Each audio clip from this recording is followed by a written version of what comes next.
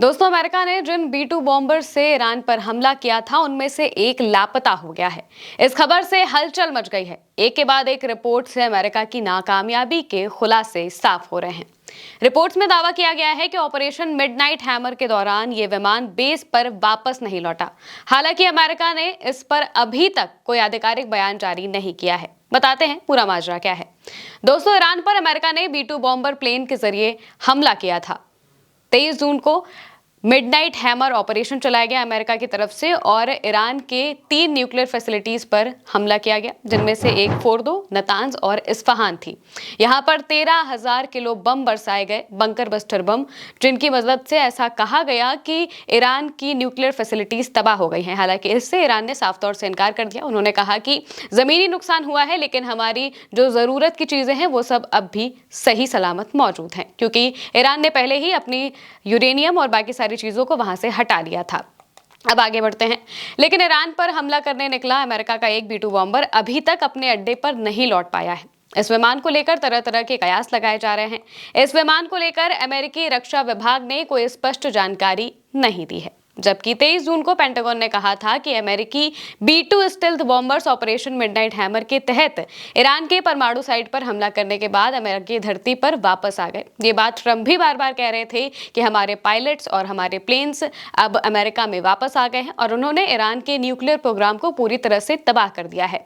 बार बार America के जो राष्ट्रपति हैं डोनाल्ड ट्रंप, वो इस बात को साबित करने की कोशिश कर रहे थे, अलग अलग रिपोर्ट्स को खारिज भी कर रहे थे, जिनमें इनकी नाकामयाबी साफ तौर से दिखाई दे रही थी। लेकिन अब जो ये रिपोर्ट सामने आई है B-2 बॉम्बर को लेकर, वो और भी चौंकाने वाली है। ये लड़ाकू विमान मिजरी में व्हाइटमैन एयरफोर्स बेस पर उतरे थे, लेकिन अब पता चला है कि इनमें से एक B-2 बॉम्बर के बारे में स्थिति स्पष्ट नहीं है। 21 जून को मिजरी के व्हाइटमैन एयरफोर्स बेस से B-2 स्पिरिट बॉम्बर्स के 2 ग्रुप ने उड़ान भरी थी। पहले ग्रुप में B-2 विमान प्रशांत महासागर के ऊपर पश्चिम की ओर उड़े। माना जा रहा है कि ये प्लेन गुआम में मौजूद रणनीतिक एयरबेस की ओर बढ़ रहे थे, जबकि 7 B-2 विमानों का एक और ग्रुप ईरानी न्यूक्लियर बेसिस पर बमबारी करने के लिए पूर्व की ओर उड़ गया था। 7 B-2 विमानों के दूसरे समूह ने ईरानी परमाणु स्थलों फोर्डो और नतांज पर बमबारी की। इन विमानों ने 14 GBU-57 MOP bunker buster bomb यहां पर गिराए थे। इसके बाद 37 घंटे तक बिना रुके उड़ान भरने के बाद ये विमान अपने मूल बेस पर लौट गए। एक रिपोर्ट के मुताबिक B-2 विमानों के पहले समूह के बारे में अभी भी बहुत ज्यादा जानकारी उपलब्ध नहीं है। हमने अभी जो आपको बताया, जो ईरान पर हमला हुआ था वो दूसरे समूह की तरफ से किया गया था, जबकि पहले समूह को भटकाने के लिए, ध्यान भटकाने के लिए दूसरी दिशा पे भेज दिया गया था।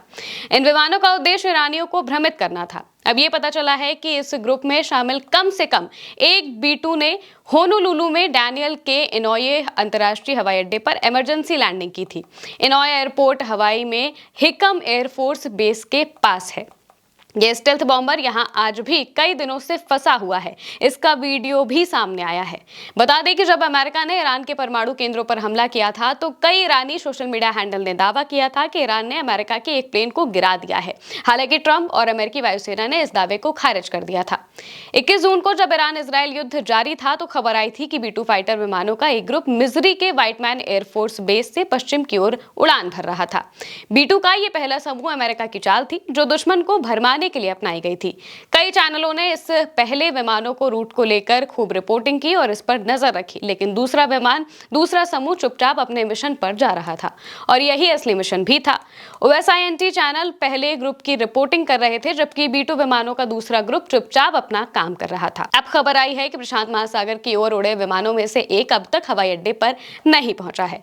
पूर्व पायलट डेविड मार्टिन ने होनोलुलु हवाई अड्डे पर फंसे B-2 बॉम्बर प्लेन का एक छोटा सा वीडियो क्लिप पोस्ट किया है। होनोलुलु हवाई अड्डे पर जिस फाइटर जेट ने लैंड किया है उसने कॉल साइन माइट 14 का इस्तेमाल किया था। इस लड़ाकू विमान ने किस तरह की इमरजेंसी के लिए लैंडिंग की और इसकी मरम्मत में कितना टाइम लगेगा, इसके बारे में जानकारी नहीं मिली है।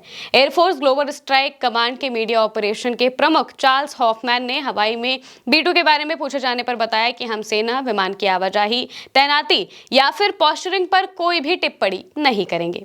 अमेरिकी एयरफोर्स द्वारा इस लैंडिंग को लेकर कोई स्पष्ट जानकारी न दिए जाने से सस्पेंस गहराता जा रहा है।